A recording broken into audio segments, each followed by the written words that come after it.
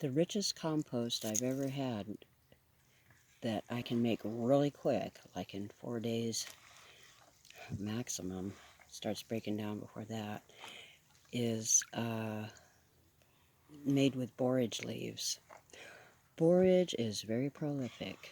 I ended up with it everywhere, and that's something I can talk about later. But in the meantime, this is my dipper. See my little dipper here? It's just a jug cut out, free for nothing.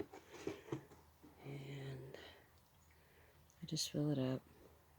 Don't put plants that are going to seed in a compost bucket, a compost tea that you want to use right away, because